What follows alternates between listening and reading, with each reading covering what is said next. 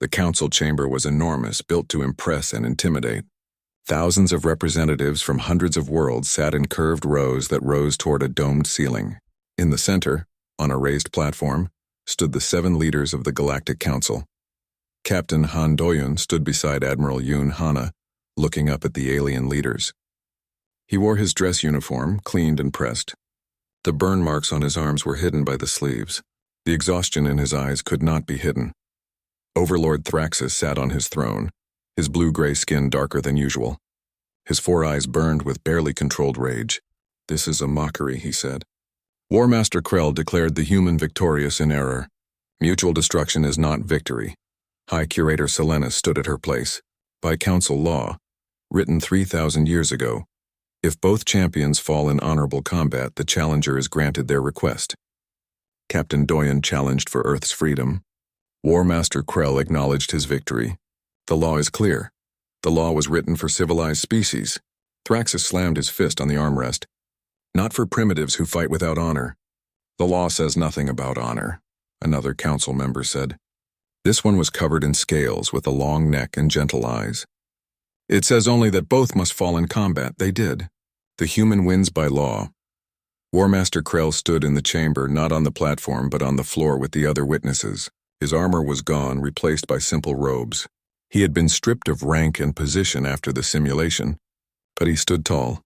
"I acknowledged his victory because it was true," Krell said. His voice echoed in the chamber. "For 147 battles I won. I thought I had mastered war, but Captain Doyen showed me I had only mastered one kind of war, the kind we practice, the kind with rules and honor and tradition." He looked at Doyen. "The humans fight a different kind of war, the kind where survival matters more than honor, the kind where victory means living, not dying gloriously. I lost because I could not adapt. I lost because my pride blinded me." A murmur ran through the chamber. Krell had never admitted defeat, never shown weakness. Now he stood before the entire council, acknowledging that a human had beaten him.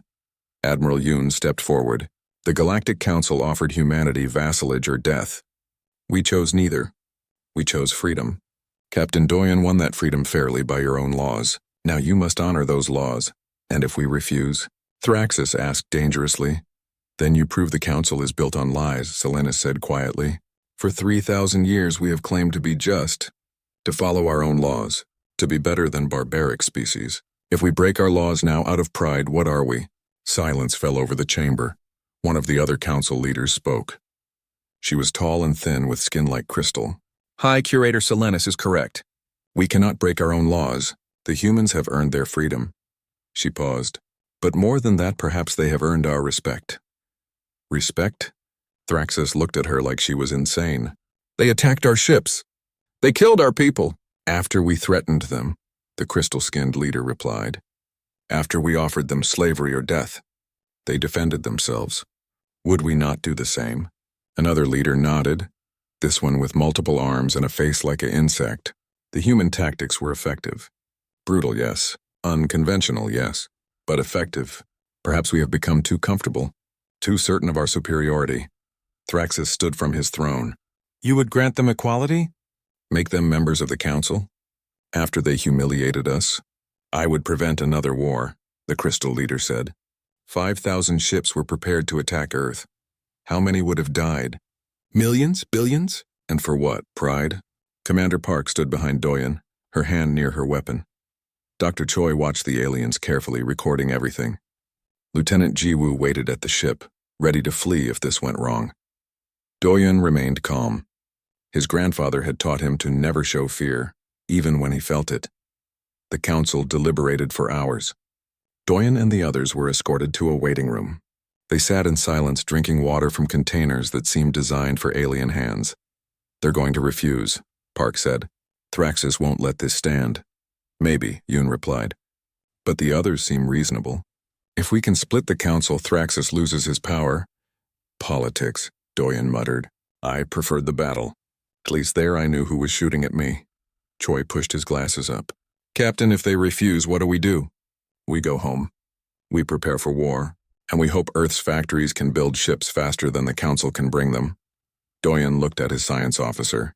"How's the virus program coming? The one we used in the battle?" I've refined it. If we can get close enough to their command network again, we can cause even more chaos. Choi smiled slightly. They'll never trust their computers the same way again. Finally, they were called back to the chamber. The 7 council leaders stood together. Thraxus looked angry, but he was outvoted. The crystal-skinned leader spoke. The Galactic Council has reached a decision. Earth is hereby recognized as a sovereign, independent world. No council member may threaten or attack Earth without provocation. Furthermore, humanity is invited to establish an embassy here and to participate in council discussions as observers. Observers? Yoon asked. Not full members? Full membership requires time, the leader explained. You must prove you can coexist peacefully with other species. You must contribute to council society. This will take years, perhaps decades, but the door is open if you choose to walk through it. It wasn't everything, but it was enough. Doyen felt tension drain from his shoulders. Earth was safe. For now. Krell approached them as they left the chamber. The former War Master looked older somehow, as if losing had aged him years and days. Captain Doyen, he said formally, I would speak with you if you permit. Yoon nodded, and Doyen stepped aside with the alien. I have been writing, Krell said. Recording my experiences. Analyzing what went wrong. I'm calling it The Predator Doctrine: Why We Failed. Interesting title, Doyen said. You fought like predators, like hunters. We fought like, Krell paused, like prey that had forgotten what predators were. We became comfortable at the top. We forgot that teeth and claws matter more than pretty formations. We didn't have a choice, Doyen said quietly. You were bigger, stronger, more advanced. We had to fight dirty or die, and that is the lesson. Krell's red eyes were serious. Desperation creates innovation. Comfort creates stagnation. The council has been comfortable for too long. He held out his hand in the human gesture. Thank you, Captain. You may have saved the council by defeating us. Doyen shook his hand, feeling the alien's strange skin. I didn't want to be your enemy, but you were willing to be if necessary. That is strength. Krell bowed his head. I hope our species can become friends instead. I hope so too. The journey back to Earth took 2 weeks. The Indomitable was repaired now, its hull shining, its weapons ready. But Doyen hoped they wouldn't be needed again. As they approached Earth, seeing the blue and white planet hanging in space, Park came to stand beside him. We did it, she said. We're home. We did it, Doyen agreed. But it's not over. There will be more challenges. Other species saw what happened. Some will want to be our friends. Others will want to test us, and the Council will always remember. Let them remember, Park said. Let them remember that humans don't surrender, that we fight for our freedom, that we survive.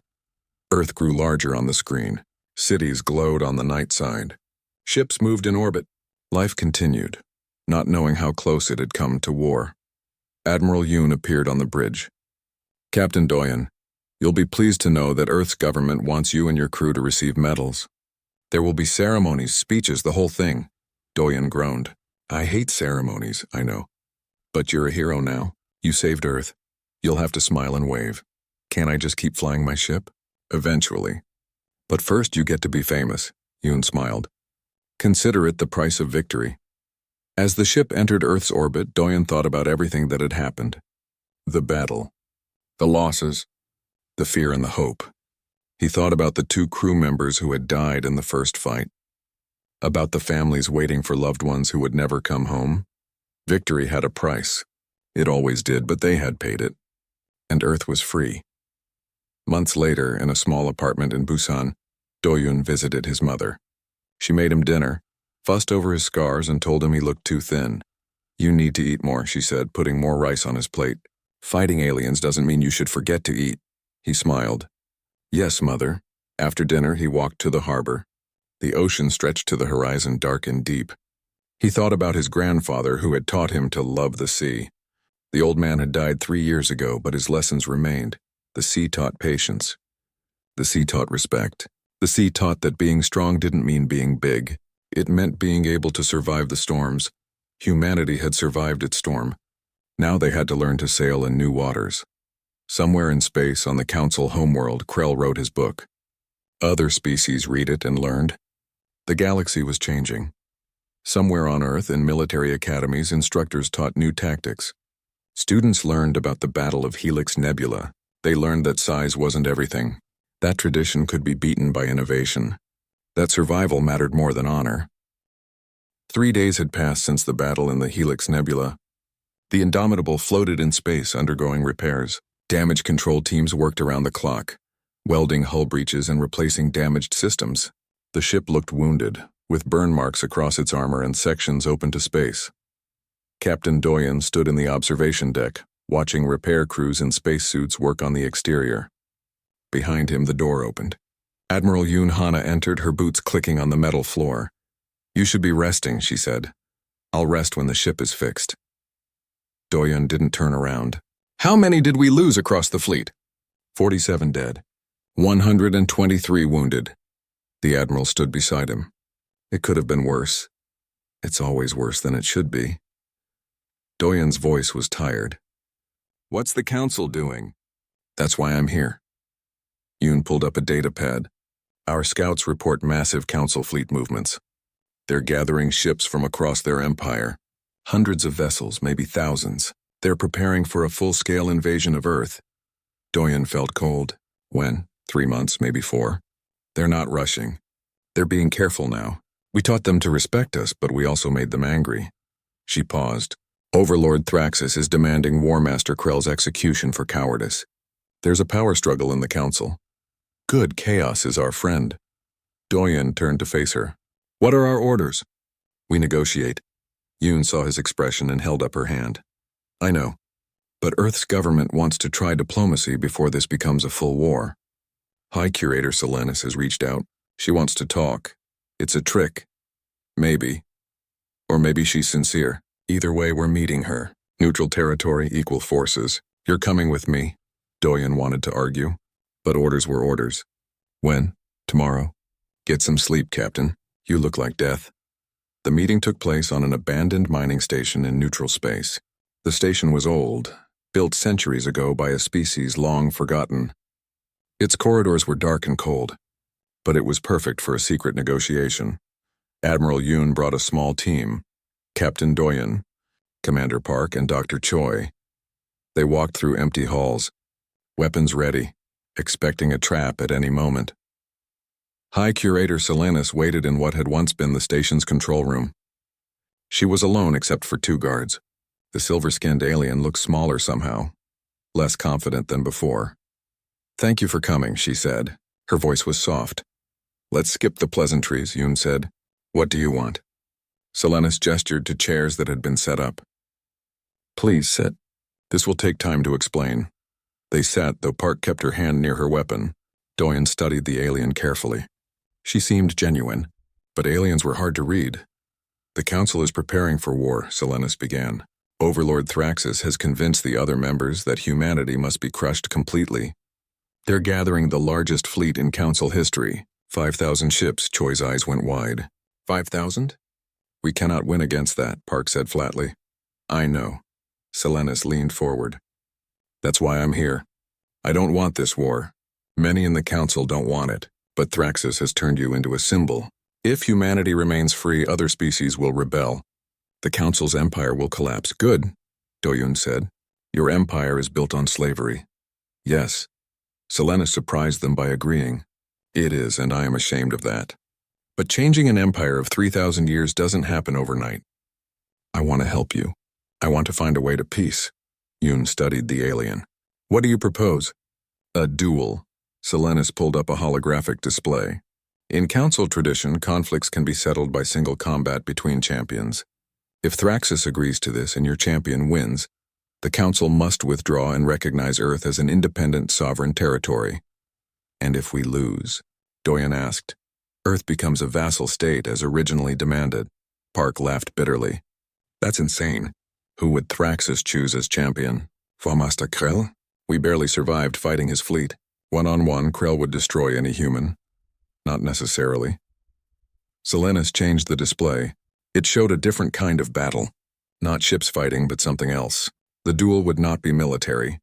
It would be a test of strategic thinking. A simulation battle. Human tactics versus Council tactics. The winner proves their species has the better understanding of war. A game? Choi asked. Not a game, a test. The simulator uses real physics, real scenarios. It's how we train war masters. Krell has used it thousands of times. He's never lost a simulation. So we'd be at a disadvantage anyway, Park said. Yes. But you'd be alive, and you'd have a chance. Selenis looked at each of them. I can convince Thraxus to agree. His pride won't let him refuse. He wants to prove Council's superiority. This gives him that chance while avoiding more deaths. Yoon was quiet for a long moment. I need to consult with Earth's government. But personally, I think one chance is better than no chance. If we fight 5,000 ships, we lose. At least this way we have hope. The meeting ended. On the trip back to the Indomitable, Doyen stared out the window at the stars. You're thinking about volunteering, Park said. It wasn't a question, someone has to. It should be me. I'm the tactical officer. Strategy is my job. You're too valuable to lose.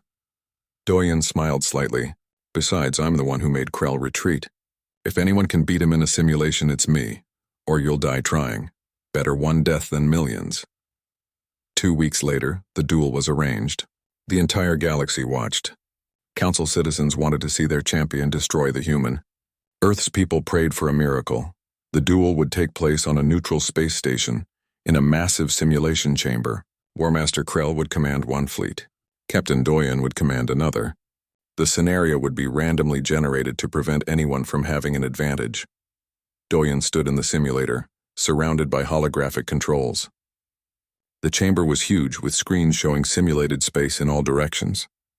His hands rested on the controls. He was alone. No crew, no help. Just him and his knowledge. Across the chamber, War Master Krell stood in an identical setup. The alien's scarred face showed confidence. Why wouldn't it? He had done this thousands of times. He had trained his entire life for strategy and tactics. High Curator Selenis appeared on a screen visible to both. The rules are simple. You each command a fleet of 100 ships. The scenario will be a contested territory, with resources you can capture and use. The first to completely destroy the other's fleet wins. There are no other rules. Use any tactic you wish. Any tactic? Doyen asked. Any tactic? Selenis confirmed. This is war. There is no honor in survival, only victory or defeat. The simulation began. Doyen's fleet appeared in a simulated star system. Asteroids drifted everywhere. Gas giants orbited a distant sun. And somewhere in this system, Krell's fleet waited. Doyen immediately split his fleet. He sent groups in different directions searching for resources and enemy ships. He didn't keep his fleet together in one formation. Krell did the opposite. He kept his ships in a tight, perfect formation, advancing slowly and carefully through the system. Their first encounter came near a resource-rich asteroid field. Krell's fleet moved to secure it. Doyen's scouts reported back. Instead of fighting directly, Doyen sent his ships around behind the asteroids. Krell expected a frontal assault. Instead, Doyen's ships attacked from multiple directions at once. Not in formation, not with any pattern, just chaos and aggression. Krell's perfect formation held. He destroyed 20 of Doyen's ships, but the human captain didn't seem to care. He traded ships for position, for time, for information. Hours passed. Doyen used tactics that made Council observers gasp. He hid ships inside asteroid fields. He sacrificed small groups to learn Krell's patterns. He used resources not to build bigger ships, but to build more small, fast ones. Krell fought with precision. Every move was calculated. Every formation was perfect. He was winning the exchange. Doyen's fleet was down to 40 ships. Krell still had 75, but Doyen had learned something. He had learned how Krell thought. The War Master always chose the most efficient tactical solution, always positioned his fleet for maximum firepower, always fought with honor and skill. So Doyen did the opposite. He stopped fighting with tactics. He started fighting with chaos. His remaining ships scattered across the entire star system. They didn't form up. They didn't coordinate. They just attacked, retreated, harassed, and fled. They made Krell chase them. Krell grew frustrated. His perfect tactics couldn't catch the slippery human ships. Every time he cornered one group, another attacked his flanks. When he split his fleet to chase them, they concentrated and destroyed his divided ships. The numbers slowly equalized, 50 ships each, then 40. Then 30 Council observers watched in silence. This wasn't supposed to happen. War Master Krell was supposed to win easily, but Doyen was doing something Krell had never faced. He wasn't trying to fight better. He was trying to make Krell fight worse. He was pulling the War Master into chaos, away from his perfect formations and efficient tactics. 20 ships each. Krell's face showed concentration and something else. Doubt. He was the master of war, but this human refused to fight like war should be fought. 10 ships each. Doyen's hands moved across the controls, orchestrating a symphony of chaos. He was tired. His brain felt like it was on fire. But he kept going, 5 ships each, then 3, then 1. The battle had been raging for 6 hours. The beautiful Helix Nebula was now filled with debris and burning gas. Pieces of council ships drifted in the void, spinning slowly in the darkness. Captain Doyen gripped his armrest as the ship shook from another near miss. Sweat ran down his face. His uniform was stained with smoke, but his eyes remained focused on the tactical display. "Status report," he said. His voice was hoarse from shouting orders. Commander Park worked at her damaged console. Sparks flew from exposed wiring. "We've disabled 11 of their ships. 4 are still fully operational. Our shields are at 30%. Hull breaches on decks 7 and 9. We've lost main power to the port weapon systems. Casualties? 14 wounded. 2 dead." Park's voice was tight. Those were her people, friends and crew members who had trusted their captain to bring them home. Doyen felt the weight of those deaths. But he couldn't stop now. Stopping meant dying. "And the enemy?"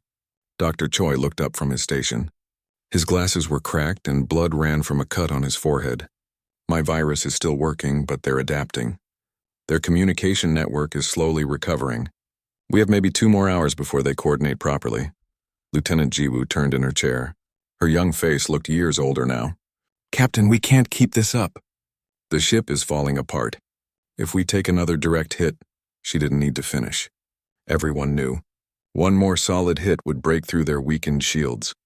And then the Indomitable would join the debris floating in the nebula.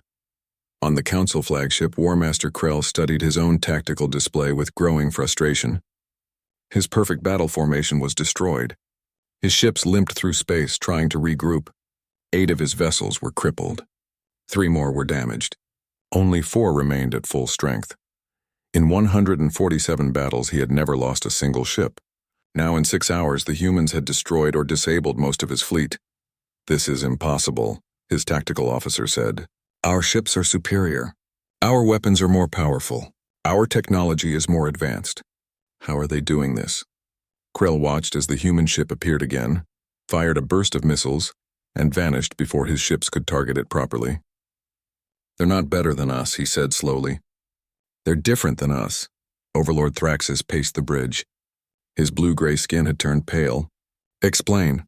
"We fight with strategy, with planning, with formations perfected over centuries." Krell gestured to the chaos on the screen. "They fight with chaos. They don't follow any rules. They don't use any formation. Every attack is different. Every move is unexpected. That's barbaric." "That's effective." Krell's scarred face was grim. "We've been fighting the same way for 3,000 years. Everyone we've faced has tried to match our tactics. The humans don't care about our tactics. They've created their own." High Curator Selenis spoke softly. "War Master, perhaps we should withdraw, regroup, return with more ships." "Withdraw?" Thraxus spun to face her. "The Galactic Council does not withdraw. We do not retreat. We do not admit defeat to primitives." "Then more will die," Selenis said. "Is pride worth their lives?" Thraxus's 4 eyes blazed with anger. "If we retreat now, every vassal species will see. They'll think the Council is weak. There will be rebellions across the Empire. No, we finish this. Today." On the Indomitable, Doyen made a decision. "Park, plot a course directly through their formation. Maximum speed." Park looked at him like he was crazy. "Sir, that's suicide. They'll concentrate all their fire on us. Not if we're moving too fast." Doyen's mind raced through calculations. "Jiwoo, can you get us to .95 light speed?" The young lieutenant's eyes went wide. "That close to light speed? Inside a debris field?" "Captain, if we hit anything, even a small piece of metal, we'll be torn apart. Can you do it?" Jiwoo swallowed hard. Then she nodded. "I can do it. Good." Doyen opened ship-wide communication. "All hands, brace for high-speed maneuver. This is going to be rough." He closed his eyes for just a moment. He thought about his grandfather, who had told him stories about old naval battles, about destroyers charging battleships, about small ships using speed and courage to defeat larger enemies. His grandfather had taught him that size wasn't everything. Sometimes being smaller meant being faster. Being desperate meant being dangerous. Execute, Doyon commanded. The Indomitable's engines roared to full power. The ship accelerated straight toward the Council fleet. Space itself seemed to bend around them as they approached light speed. On the Council ship's alarms screamed again. Sensors showed the human vessel approaching at impossible speed. Target them, Krell ordered. All ships fire. Energy beams lanced through space, but the Indomitable was moving too fast. The beams arrived where the ship had been a fraction of a second ago. By the time the Council weapons fired, the target was already somewhere else. Jiwoo's hands moved across her controls with desperate precision. She dodged debris. She twisted around energy beams. She threaded the ship through gaps that seemed impossibly small. Sweat poured down her face. Her eyes didn't blink. She moved on pure instinct. The ship screamed through the Council formation. Park fired weapons as they passed each enemy vessel. Not to destroy them, just to damage them, to make them hurt, to remind them that humans didn't give up. And then they were through, decelerating on the other side of the Council fleet. Damage report, Doyon shouted over the alarms. Multiple hull breaches. Engineering reports, main engines at 70%. Life support is failing on deck 12. Park paused. But we made it. Krell stared at his screen in disbelief. The human ship had just done something impossible, something no Council captain would ever try. They had charged directly through his fleet at near light speed and survived. What kind of madness drives them? His tactical officer whispered. Not madness, Krell said quietly. Desperation. They know they're outmatched. They know they should be dead. So they try things we would never try. Because what do they have to lose? A new alarm sounded. Krell's sensor officer looked up with shock. Warmaster, I'm detecting faster-than-light signatures. Multiple ships approaching. Human design. How many? 15 ships. It's a full human fleet. Thraxus stood from his chair. What? How? We destroyed their only ship. We damaged their only ship, Krell corrected. We didn't destroy it. And apparently they were buying time for reinforcements. Admiral Yoon Hana appeared on the communication screen. She was older than Captain Doyon, with gray hair and calm eyes that had seen many battles. This is Admiral Yoon Hana of Earth's United Defense Force. Warmaster Krell, you made a mistake. What mistake? Krell demanded. You thought one human ship was all you had to worry about. She smiled. It was not a kind smile. You were wrong. The human fleet dropped out of faster-than-light travel. 15 warships, each one ready for battle. They weren't as large as Council vessels. They weren't as advanced, but they moved with the same aggressive unpredictability as the Indomitable. Doyon felt relief flood through him. They had done it. They had held out long enough. Now the odds were even. 15 human ships against 4 operational Council vessels. All ships, Admiral Yoon commanded. Execute Pattern Delta. Show them what happens when they threaten humanity. The human fleet attacked like a pack of wolves. They didn't use formations. They didn't follow predictable patterns. Each ship moved independently, striking and retreating, creating chaos. Park grinned despite her exhaustion. Admiral Yoon is using our tactics. She learned from what we did. Smart woman, Doyon said. She always was. The Council ships tried to fight back, but they were damaged. Their crews exhausted, their coordination broken. Krell's remaining vessels scattered under the assault. We can't win this, Krell's tactical officer said. We need to retreat. Krell's pride warred with his reason. He had never retreated, never in 147 battles. But he had also never lost so many ships, never seen his perfect tactics fail so completely. Warmaster, his second officer said urgently, if we don't withdraw now, we'll lose everything. Thraxus grabbed Krell's arm. We fight to the end. We die with honor. Krell looked at the Overlord. Then he looked at his crew, young officers who trusted him, veterans who had served beside him for years, people who would die if he chose pride over wisdom. He pulled his arm free from Thraxus. All ships retreat. Full faster-than-light jump on my mark. What? Thraxus's face turned dark with rage. I dare to save my people, Krell said coldly. Unlike you, I remember that pride doesn't feed families or bring back the dead. He opened a channel to the Indomitable. Captain Doyen, you have won today. But this is not over. Doyen appeared on screen looking tired but unbowed. It doesn't have to continue, War Master. We don't want war. We just want to live free. Krell studied the human captain. 6 hours ago, he had dismissed this man as a primitive. Now he saw something different. Strength, determination, and the most dangerous thing of all, the will to survive no matter the cost. Perhaps, Krell said. Perhaps not. But today you have taught the Council something we had forgotten. You have reminded us that survival beats perfection. The Council ships vanished into faster-than-light travel, leaving the humans alone in the Helix Nebula. On the Indomitable, the crew cheered. They had survived. Against impossible odds, they had survived. The Helix Nebula glowed with colors that seemed impossible. Purple and blue gases swirled in patterns that took millions of years to form. It was beautiful. It was also the perfect place for an ambush. War Master Krell stood on the bridge of his flagship, the Eternal Justice. Around him, his officers prepared for battle with practiced efficiency. Everything was perfect. Everything was always perfect. That was the Council way. The human ship approaches, his sensor officer reported. They are alone, as expected. Krell studied the tactical display. The Eternal Crown formation spread around him like a work of art. 15 ships, each positioned exactly where it should be. The formation had been used for 800 years. In all that time, no enemy had broken it. No enemy had even survived long enough to try. They are fools, Overlord Thraxus said from his command chair. 1 ship against 15. They should have surrendered. High Curator Selenus watched from the side of the bridge. She looked uncomfortable. Perhaps we should try diplomacy one more time. Krell turned to her with contempt. Diplomacy is for equals. These humans are not our equals. They are children playing with toys they do not understand. He gestured to the view screen. Watch, this will be educational. We will show the galaxy what happens to those who refuse the Council. Across the Council's empire, billions watched. The battle was being broadcast on every channel. It was meant to be a demonstration, a reminder of Council power, a warning to any species that might think about resistance. On the Indomitable, Captain Doyen watched the alien formation with calm eyes. He had not slept in 24 hours. His crew had worked without rest preparing for this moment. They're broadcasting this, Choi said quietly. The entire Council Empire is watching. Good, Doyen replied. Let them watch. Park studied her tactical screens.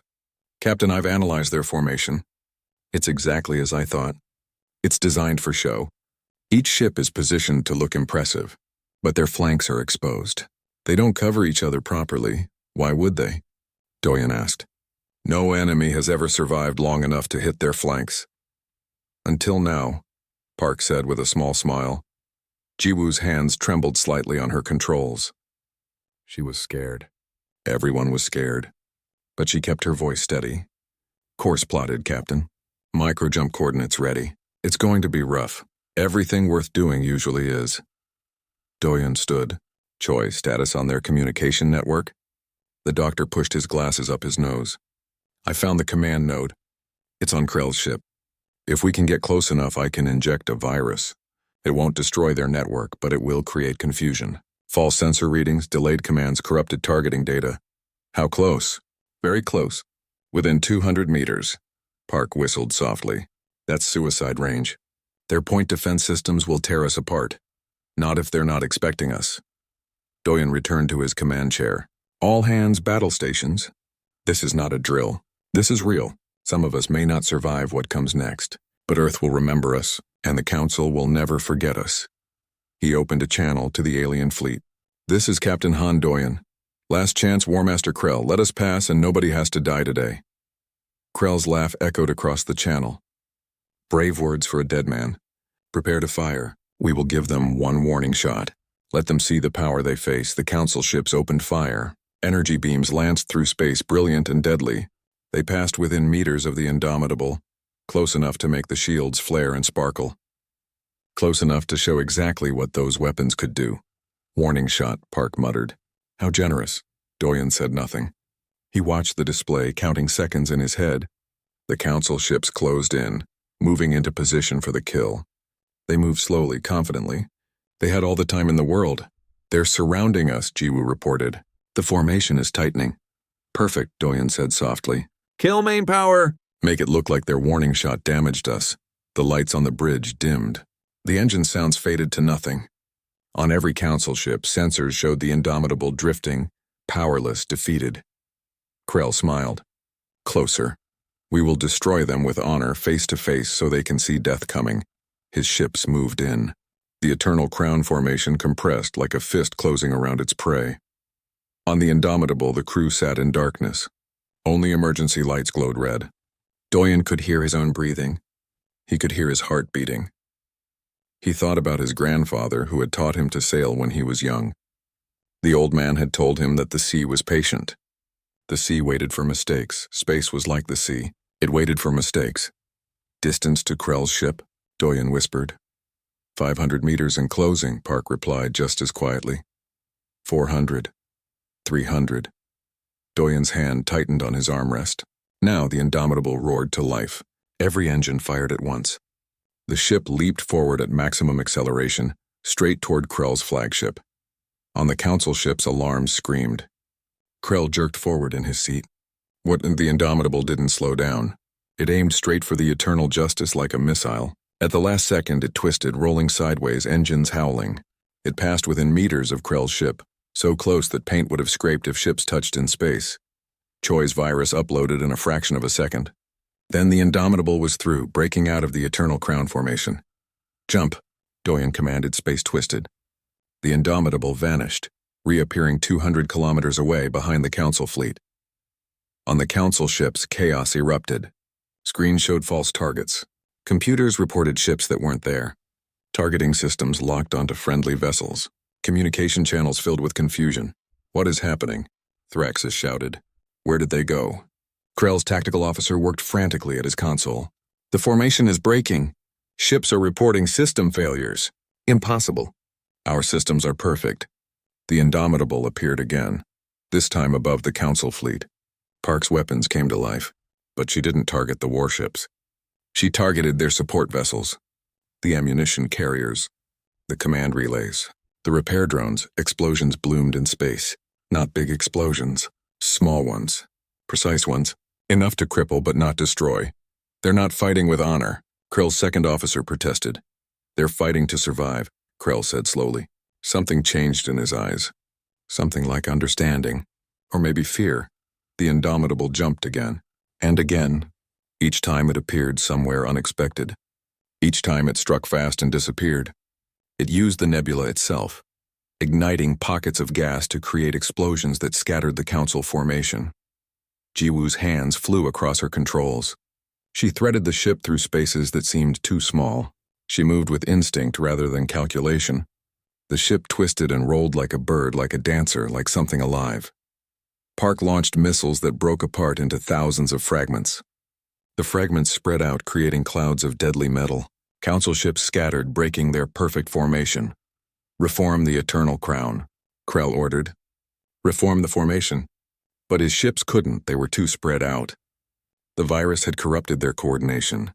And the human ship kept moving, kept striking, kept disappearing before they could respond. For the first time in 147 battles, War Master Krell felt something he had never felt before. Not fear exactly. Something worse. Doubt. They're not fighting like civilized beings, Thraxus said. They're fighting like animals. High Curator Selenus spoke quietly. No, they're fighting like survivors. The Indomitable took its first hit. A Council destroyer got lucky, caught them during a jump. The energy beam slashed across the shields, overloading them. Alarm screamed. Smoke filled the bridge. Shield capacity down to 60%, Park reported, but the Indomitable had crippled 8 Council ships. 8 ships that would take weeks to repair. 8 ships out of 15. The battle had only begun. Krell looked at his tactical display. The Eternal Crown was gone, replaced by scattered vessels trying to regroup. He had trained for every battle scenario. He had studied every famous conflict in Council history. But nothing had prepared him for this. The humans weren't fighting to win glory. They weren't fighting for honor. They were fighting with the desperation of cornered animals. And cornered animals were always the most dangerous. All ships, Krell said quietly. New orders. Defensive formation. Do not pursue the enemy. Wait for them to make a mistake.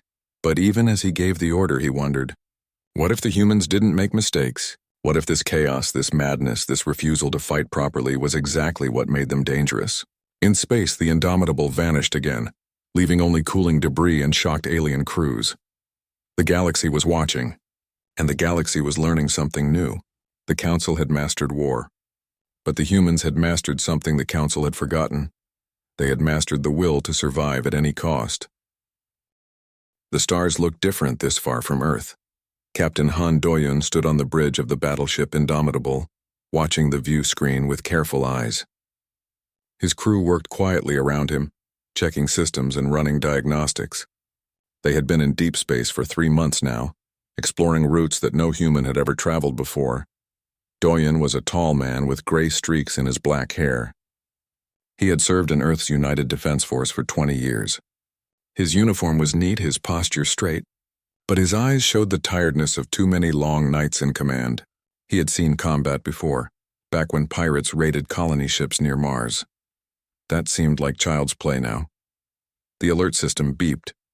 Lieutenant Kim Ji-woo looked up from her station, her young face suddenly tense. Captain, we have multiple contacts. 15 ships, unknown design. They just dropped out of faster-than-light travel. Commander Park Min-ji moved to the tactical display. She was shorter than the captain, with sharp eyes that missed nothing. Her fingers flew across the controls. They're forming up around us. Perfect formation, like a crown.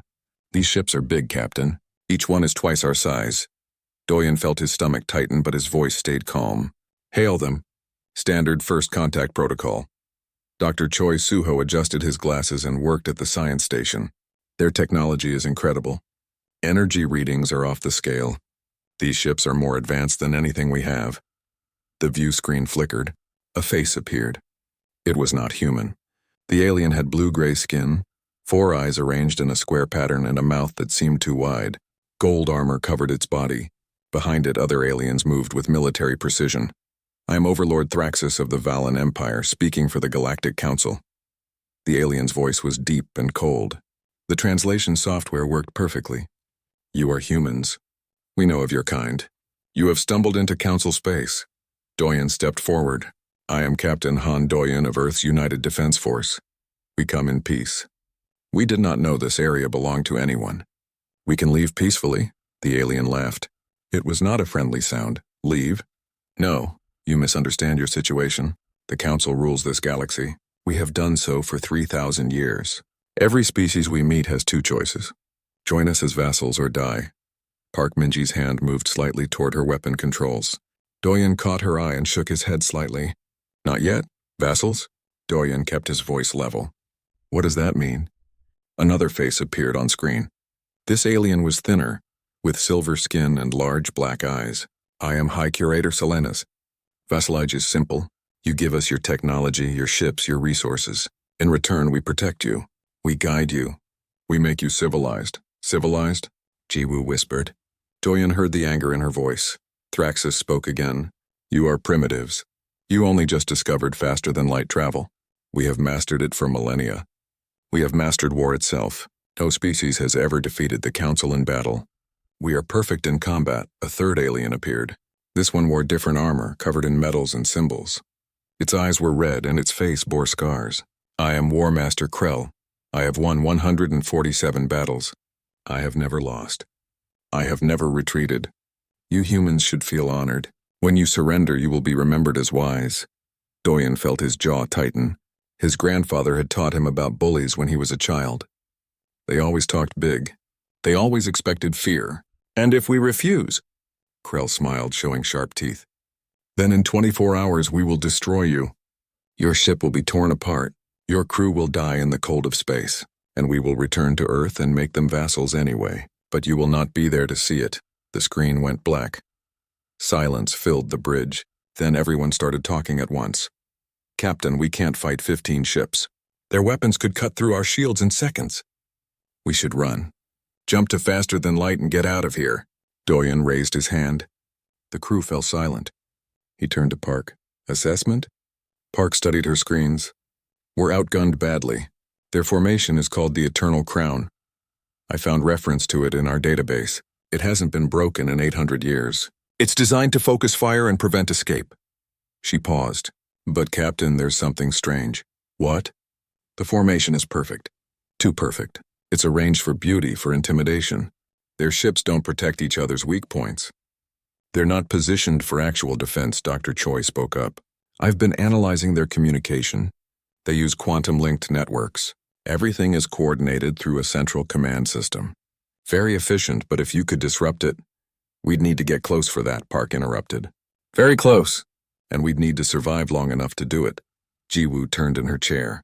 Captain, what are we going to do? Doyen walked to the view screen. The alien ships hung in space like predators circling prey. He thought about Earth, about the colonies on Mars and Europa, about the families waiting for their crew to come home, about his grandfather who had served in the Navy back when ships sailed on water instead of stars. His grandfather had told him stories. Stories about smaller ships defeating larger ones, about surprise and speed beating size and power, about how the desperate always fight harder than the confident. He turned to his crew. They were young.